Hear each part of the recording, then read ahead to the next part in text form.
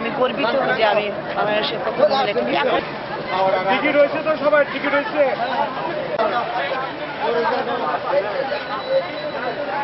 ভিক্ষার জায়গা নাকি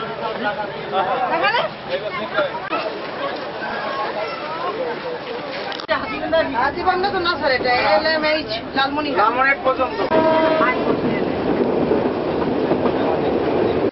জানুয়ারি থেকে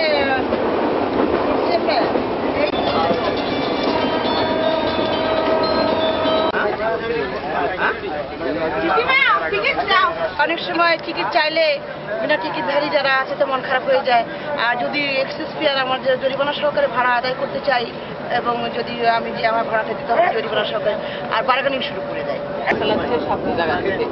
সব কাজে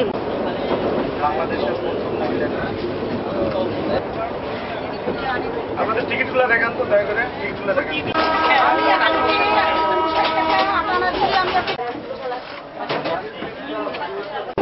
আমি জীবনে প্রথম মহিলাকে দেখলাম, ওনাকে দেখে আমার খুব ভালো লাগছে, খুব গর্ববোধ হচ্ছে।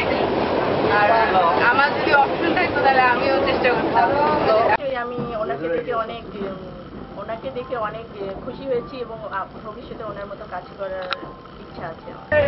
আজকে প্রথম দেখলাম মহিলা ইয়াকে, এর আগে তো কখনো দেখিনি, পুরুষকে দেখছি। তারপর আজকে দেখে ভালোই লাগতেছে যে মহিলাও পুরুষের পাশাপাশি কাজ করে যাচ্ছে।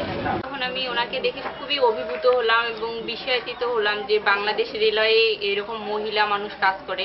তো ওনাকে দেখে আমার অনুপ্রেরণা জাগলো যে আমরাও আর পিছিয়ে নেই। আমরা এদের জন্য এটা আমার একটা মেসেজ থাকবে যে তারা আসবার জন্য এবং আসুক, এবং পুরুষকেও আমি অনুরোধ করবো যে মহিলাদের আসার জন্য সুযোগ দেওয়ার জন্য এবং সহযোগিতা করবার জন্য, কারণ পুরুষের সহযোগিতা নারী আসা সম্ভব নয়।